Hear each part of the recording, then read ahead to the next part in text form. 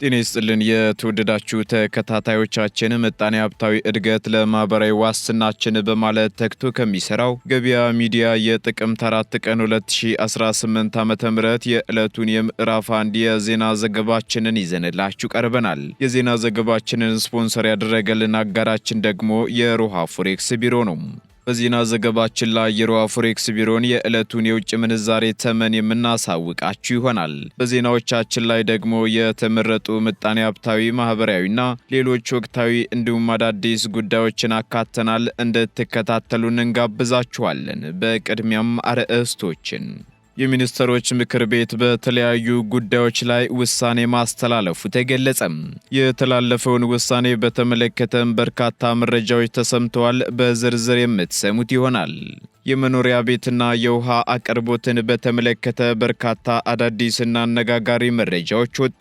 በተለይ ደግሞ የመኖሪያ ቤትን በሚመለከት የተሰሙ መረጃዎች የህብረተሰቡን ትኩረት ስበዋል። በዝርዝር እናጋራችኋለን። የመብራት ክፍያ ጨምሯል በሚል የቤት ኪራይ ዋጋ በከፍተኛ ሁኔታ መጨመሩ ተሰማም። ሙሉ መረጃውን በዝርዝር የምናጋራችሁ ይሆናል። የውሃና ኢነርጂ ሚኒስቴር ጠንከር ያለ መግለጫ ወጣም። በመግለጫው የተነሱ ጉዳዮችን ተከትሎ አዳዲስና አነጋጋሪ መረጃዎች እየወጡ ይገኛሉ። የምትሰሙት ይሆናል። በበርካታ አካባቢዎች የመብራት አገልግሎት ይቋረጣል ተባለም። የኤሌክትሪክ አገልግሎቱ የሚቋረጥባቸው ቦታዎችና እስከ መቼ ይቋረጣል የሚሉትን መረጃዎች ይፋ ሆነዋል። በዝርዝር እናጋራችኋለን። የተወደዳችሁ የገበያ ሚዲያ ተከታታዮቻችን እነዚህንና ሌሎች ኢኮኖሚያዊና ማህበራዊ መረጃዎቻችንን ይዘንላችሁ ቀርበናል። አዳዲስ እንዲሁም ትኩስ ኢኮኖሚያዊና ማህበራዊ መረጃዎቻችንን ለማግኘት ታዲያ የገበያ ሚዲያን እንድትወዳጁ እየጋበዝን በዝርዝር ወደምንመለከታቸው መረጃዎቻችን እናልፋለን። ብዙዎች ለመኖር በሚጓጉት በአዲሱ አራዳ ፓርክ ወዳጅነት ፓርክ መካከል ማራኪ እይታ ባለው መዝናኛ በወንዝ ዳር ፕሮጀክት በተዋበችው 4 ኪሎ ከ400 ሺህ ብር ቅድመ ክፍያ ጀምሮ ባለ አንድ መኝታ ቤቶችን በ4.4 ሚሊዮን ብር ጠቅላላ ክፍያ ዘመናዊ 10 አፓርታማዎችን ብቻ ለሽያጭ አቀረበላችሁ። ምን ይሄ ብቻ! በቤቶቹ አቅራቢያ ኢንተርናሽናል ትምህርት ቤቶች፣ አብሮት ቤተ መጻሕፍት፣ ሆስፒታሎች፣ ጂምና ስፓ፣ መዋኛ ገንዳ እንዲሁም 24 ሰዓት ደህንነቱ ይጠበቃል። ከባለ አንድ መኝታ እስከ ባለ 3 መኝታ ቤቶች በተጨማሪ የዱፕሌክስ አፓርታማ አማራጮችም ቀርበዋል። ልብ ይበሉ፣ 100% ለሚከፍሉ ደንበኞች 30 በመቶ ቅናሽ ያዘጋጀን ሲሆን በሂደት ለሚከፍሉ ደንበኞች 10 በመቶ ከፍለው ቀሪው በግንባታ ሂደት በ36 ወራት ከፍለው የዚህ ዘመናዊ አፓርታማ ባለቤት መሆን ይችላሉ። ለበለጠ መረጃ በ0953 04 55 55 ይደውሉልን። ሜሪት ፕሮፐርቲስ። የውጭ ዜጎች በተከለከለ ስፍራ ላይ ሲጋራ እንዲያጨሱ የሚፈቅዱን የንግድ ተቋማት ላይ እርምጃ እንደሚወስድ ባለስልጣኑ አሳሰበም። በአዲስ አበባ ከተማ በተለያዩ አካባቢዎች የውጭ ሀገር ዜጎች በተከለከሉ ቦታዎች ላይ ሲጋራ እያጨሱ እንደሆነና በከተማዋ የሚገኙ ሆቴሎችና ሌሎች የንግድ ተቋማት በተለይም የውጭ ሀገራት ጎብኚዎች ሲጋራ እንዲያጨሱ ፍቃድ እንደሚሰጡ የከተማዋ ነዋሪዎች ተናግረዋል። ነዋሪዎቹ አክለውም ተቋማቱ የተለየ ገቢ ለማግኘት በሚል ድርጊቱ እንዲፈጸም የሚፈቅዱ መሆኑን ጠቁመው በዚህም ምክንያት ደግሞ ለጤና እክል ተጋልጠናል ሲሉ ተናግረዋል።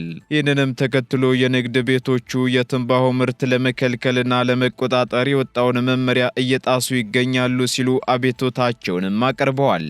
ቅሬታውን ተከትሎ ማብራሪያ የሰጠው የአዲስ አበባ ከተማ አስተዳደር ምግብና መድኃኒት ቁጥጥር ባለስልጣን የትንባሆ ምርት ለመከልከልና ለመቆጣጠር የወጣውን መመሪያ ተግባራዊ ማድረግ አለባቸው ብሏል። በባለስልጣኑ የምግብና ጤና ነክ ተቋማት ቁጥጥር ዳይሬክተር አቶ እስጢፋኖስ ጌታቸው ለውጭ ዜጋ ተብሎ ሕጉ የሚጣስበት ምክንያት የለም ማለታቸውን አህዱ ዘግቧል። ይህንን መመሪያ ጥሰው በሚገኙ ተቋማትና ግለሰቦች ላይም ሕጋዊ እርምጃ ይወሰዳል ሲሉ ዳይሬክተሩ አረጋግጠዋል። ገቢ ለማግኘት በሚል መመሪያውን ተግባራዊ የማያደርጉ የንግድ ተቋማትና ግለሰቦች ከዚህ ድርጊታቸው ተቆጥበው ኃላፊነታቸውን በአግባቡ መወጣት እንዳለባቸውም አስጠንቅቀዋል። በዚህም መሰረት በንግድ ተቋማት፣ በሆቴል ቤቶችና ሰው በሚሰበሰብባቸው አካባቢዎች ላይ የውጭ ዜጋን ሲጋራ የሚያስጨሱ ተቋማት ከድርጊታቸው እንዲቆጠቡም አሳስበዋል። ትንባሆ በጤና፣ በማህበራዊ፣ በኢኮኖሚና በአካባቢ ላይ እያደረሰ ያለውን ጉዳት ለመከላከልና ለመቆጣጠር የምግብና መድኃኒት አስተዳደር አዋጅ ቁጥር 1112/2011 ቢወጣም በአግባቡ ባለመተግበሩ የኢትዮጵያን 70 በመቶ የሚወክሉትን ወጣቶች ለአደጋ መዳረጉን ጤና ሚኒስቴር ከዚህ ቀደም ማስታወቁ የሚታወስ ነው።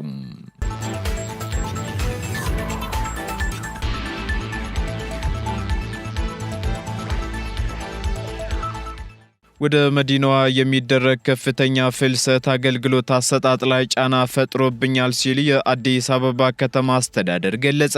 በትላንትናው ዕለት የአዲስ አበባ ከተማ አስተዳደር ምክር ቤት 5ኛ ዓመት የሥራ ዘመን 1ኛ መደበኛ ጉባኤውን ማካሄዱ ይታወሳል። በዚሁ ስነ ስርዓት ላይ የምክር ቤት አባላት በከተማዋ እየተሰጡ ባሉ የውሃ፣ የጤና፣ የትምህርት እንዲሁም የትራንስፖርት አገልግሎት አሰጣጥ ላይ ያሉ ቅሬታዎችን በተመለከተ ለከንቲባ አዳነች አቤቤ ጥያቄ አቀርበዋል።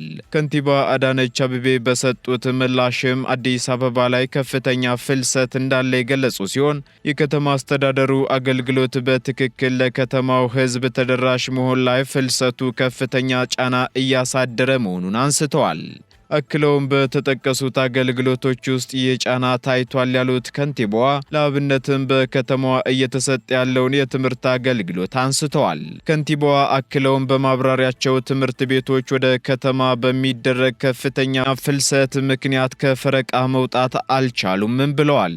ከፈረቃ መውጣት ያልቻሉ ትምህርት ቤቶች ዙሪያ ተጨማሪ 2-3 ትምህርት ቤቶች ተገንብቶ ዘንድሮ ከፈረቃ ወጡ ተብሎ ምዝገባ ሲደረግ ተመልሶ ፈረቃ ውስጥ የሚገቡበት ሁኔታ ተፈጥሯል ሲሉ አክለዋል።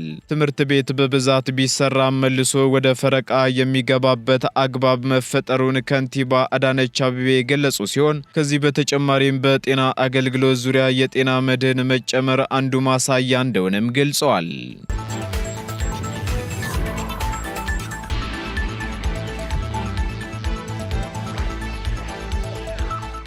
በተያዘው በጀት ዓመት ትልቁ ትኩረት የቤት ግንባታና የውሃ አቅርቦት ነው ተባለም። በ2018 ዓ.ም በአዲስ አበባ ከተማ የኮሪደር ስራ ተብሎ እንደ አዲስ የሚጀመር ስራ እንደማይኖርና የዘንድሮው ትልቁ ትኩረት ቤቶችን መገንባትና የውሃ አቅርቦትን ማሻሻል እንደሆነ ከንቲባ አዳነች አቤቤ ተናግረዋል።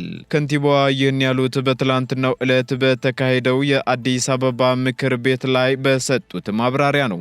በማብራሪያቸውም የኮሪደር ስራዎቹ የተሰሩት ታቅዶባቸው የበጀት ዝግጅት ተደርጎ ቤቶች ተዘጋጅተው የበጀት ቅደም ተከተል ተስተካክሎ መሆኑን አንስተው ስራው ደግሞ ሰፊ ዝግጅት የሚፈልግ እንደሆነም አመላክተዋል። በዚህም በዘንድሮ ዓመት በከተማው የኮሪደር ስራ ተብሎ እንደ አዲስ የሚጀመር ነገር እንደማይኖር የተናገሩት ወይዘሮ አዳነች የ2018 ትልቁ ትኩረት የቤት ግንባታና የውሃ አቅርቦት ነው ብለን በምክር ቤቱ አጽድቀናል ብለዋል። ይህ በእንዲህ እንዳለም ስታንዳርዳቸውን መጠበቅ ያለባቸው የከተማው መንገዶች እንደሚሰሩና እንደሚታደሱም አመላክተዋል። መንገዶችም የትራፊክ ፍሰቱን የሚያስተካክሉ ቅድሚያ የሚሰጣቸው ሕዝብ የሚጠይቃቸው መንገዶች እንደሆኑ የጠቀሱት ከንቲባዋ የመንገዶቹ ስራ ሲሰራም የኮሪደር ልማት ስታንዳርዱን እንደሚከተሉም ገልጸዋል።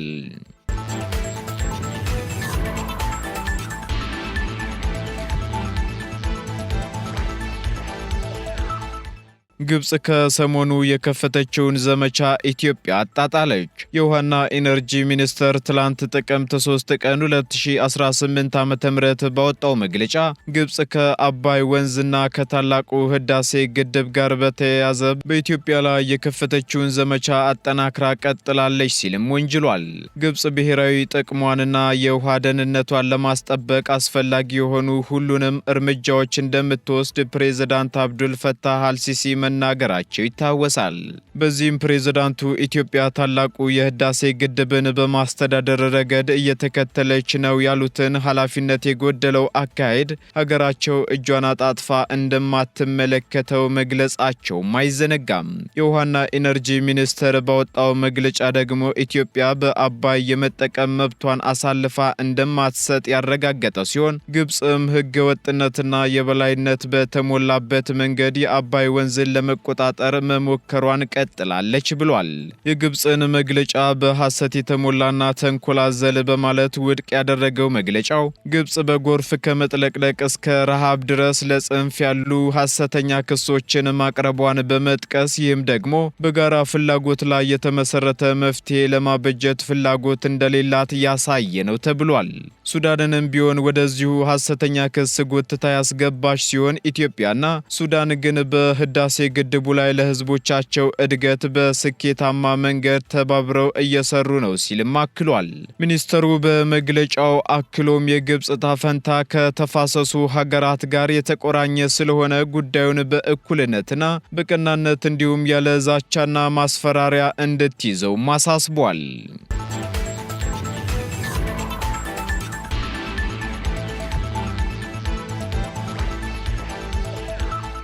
ዛሬ እስከ 9 ሰዓት ተኩል ድረስ በበርካታ አካባቢዎች የመብራት አገልግሎት እንደሚቋረጥ ተገለጸ።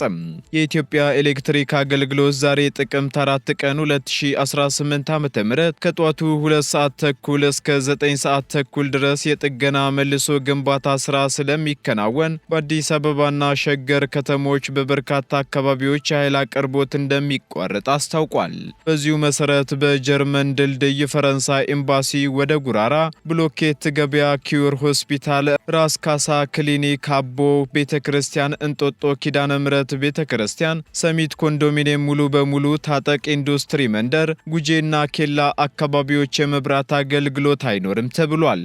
በተጨማሪም ገፈርሳ፣ ጉጄ ክፍለ ከተማ፣ መናገሻ፣ አኔ ዲማ፣ ሙሎ ከሚሴ፣ ቡራዩ መስጊድ፣ ኬኬ ብራንድ ልብስ ፋብሪካ፣ ቂሊንጦ ኮንዶሚኒየም፣ ቂሊንጦ ማረሚያ፣ እስቱ ዩኒቨርሲቲና ኢንዱስትሪ መንደር፣ ዋሊያ ቢራ፣ ደራርቱ ትምህርት ቤት፣ አየር ኃይል ካምፕ፣ ወርቁ ሰፈር፣ መንገድ ትራንስፖርት፣ ገላንጉራ የባቡር ጀርባ፣ የአየር ኃይል ላንቻ፣ ሜክዌር ፕላዛ፣ በቅሎ ቤት አካባቢ፣ ገቢዎች ሚኒስቴር፣ ሪቼ እና ሪቼ ጤና ጣቢያ፣ ቂርቆስ ማንዴላ የርቀት ትምህርት ቤትና ፈለገ ዮርዳኖስ ትምህርት ቤት አካባቢዎች ላይ የኃይል አቅርቦት እንደሚቋረጥ ተገልጿል።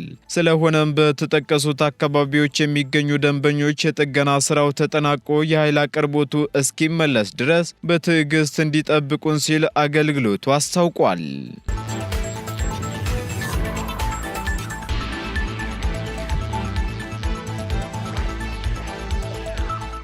የመብራት ክፍያ ጨምሯል በሚል የቤት ኪራይ ዋጋ በከፍተኛ ሁኔታ መጨመሩን ተከራዮች ተናገሩ።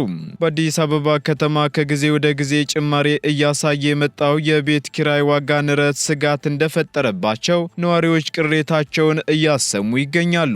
በዚህም ደግሞ በአሁኑ ወቅት የቤት ኪራይ ጭማሪ ከማሳየቱ በተጨማሪ በምንፈልገው ሰፈርና ለስራ ቦታችን ቅርብ በሆኑ አካባቢዎች ላይ ቤት ማግኘት ባለመቻላችን ከፍተኛ ለሆነ የትራንስፖርት ወጪ ተዳርገናል ሲሉ የአዲስ አበባ ከተማ ነዋሪዎች ተናግረዋል ሲል ዳጉ ጆርናል አስነብቧል። በተጨማሪም ከኢኮኖሚ አቅማችንና ከስራ ቦታችን ጋር ቅርበት ያለው ቤት ለማግኘት ተቸግረናል የሚሉት ቅሬታ አቅራቢዎቹ የኤሌክትሪክ ክፍያ ጨምሯል በሚል ምክንያት ደግሞ አከራዮች ለስቶቭና ለምጣድ የምንከፍለውን ክፍያ ከፍ አድርገውብናል ሲሉም አክለዋል። ይህን ተከትሎም በአዲስ አበባ መሃል ከተማ በሚገኙ ሰፈሮች ቤት በጣም ውድ በመሆኑ በተለይም ዝቅተኛ ገቢ ላላቸው ሰዎች የማይታሰብ ነው ማለታቸውን ዘገባው አክሏል። የቤት ኪራይ ዋጋ ከቦታ ቦታ ልዩነት ቢኖረውም የተሻሉ ናቸው ከሚባሉ አካባቢዎች አንዱ በጎሮ አካባቢ ስቶቭ መጠቀም የሚቻልበት አንድ ትንሽ ክፍል ቤት እስከ 5500 ብር እንደሚጠየቁ የሚናገሩት ቅሬታ አቅራቢዎቹ ስቶቭና ምጣድ ለመጠቀም ደግሞ እስከ 7000 ብር እየተጠየቅን ነው ሲሉ ቅሬታቸውን አሰምተዋል። በሌላ በኩል የቤት ኪራይ የዋጋ ንረት እየተባባሰ መምጣቱ ከፍተኛ የኑሮ ጫና አሳድሮብናል የሚሉት ቅሬታ አቅራቢዎቹ የሚመለከተው አካል የዋጋ ማረጋጋት ስራ እንዲሰራም ጠይቀዋል።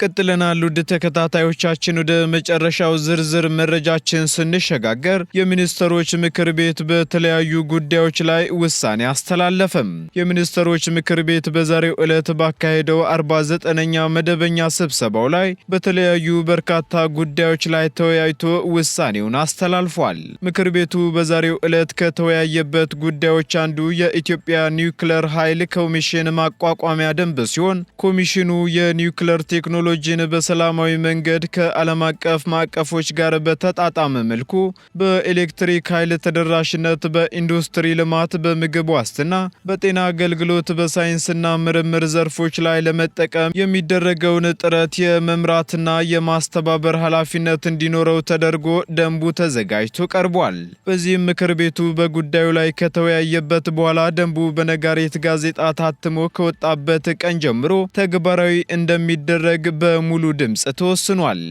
በተጨማሪም ምክር ቤቱ የተወያየው የኢትዮጵያ ውሃ ቴክኖሎጂ ኢንስቲትዩት ለሚሰጣቸው አገልግሎቶች የሚከፈል የአገልግሎት ክፍያን ለመወሰን በወጣ ደንብ ላይ ነው። በመሆኑም ተቋሙ የሚሰጣቸውን የምርምር፣ የቴክኖሎጂ ሽግግር፣ በተግባር ተኮር ስልጠናና ማማከር እንዲሁም የስፔሻላይዝድ ላቦራቶሪ አገልግሎቶች በተመጣጣኝ ዋጋ ለህብረተሰቡ በማቅረብ ወጪውን በሙሉ ሸፍኖ የውስጥ ገቢውን ለማሳደግ እንዲችል የአገልግሎት ክፍያ ደንብ ተዘጋጅቶ ቀርቦ ውሳኔ ተላልፎበታል። በመጨረሻ ምክር ቤቱ የተወያየው የኢትዮጵያ የአደጋ ስጋት ምላሽ ፈንድ ጽሕፈት ቤትን ለማቋቋምና የሚሰበሰበውን የፈንድ ገቢ መጠን ለመወሰን የወጣ ደንብ ላይ መሆኑን ከሚኒስትሮች ምክር ቤት የተገኘው መረጃ ያመላክታል። በዚህም የኢትዮጵያ የአደጋ ስጋት ምላሽ ፈንድ ጽሕፈት ቤት በአዋጅ ቁጥር 1386/2017 የተቋቋመውን የአደጋ ስጋት ምላሽ ፈንድ ለማስተዳደር የሚቋቋም ሲሆን የሚሰበሰበውን የፈንድ ገቢ መጠን ለመወሰን እንዲቻልም ደንቡ ተዘጋጅቶ ቀርቧል። ምክር ቤቱም በጉዳዩ ላይ በሰፊው ከተወያየበት በኋላ ደንቡ በነጋሪት ጋዜጣ ታትሞ ከወጣበት ቀን ጀምሮ ተግባራዊ እንዲደረግ በሙሉ ድምጽ ወስኗል።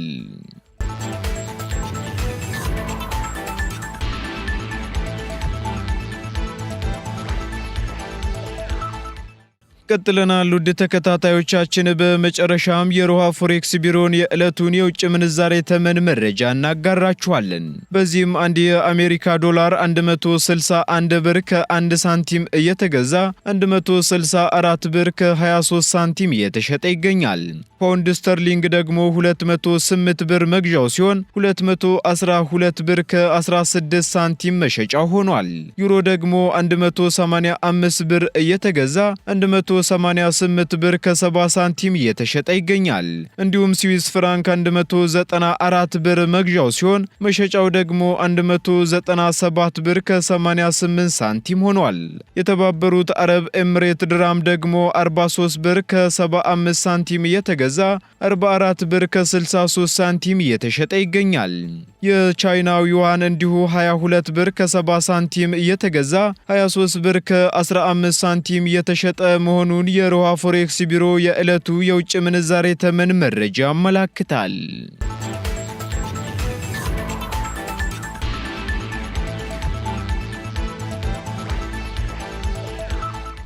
የተወደዳችሁ የገበያ ሚዲያ ተከታታዮቻችን ለምዕራፍ አንድ ያዝንላችሁ ኢኮኖሚያዊና ማህበራዊ መረጃዎቻችን እነዚህን ይመስሉ ነበር።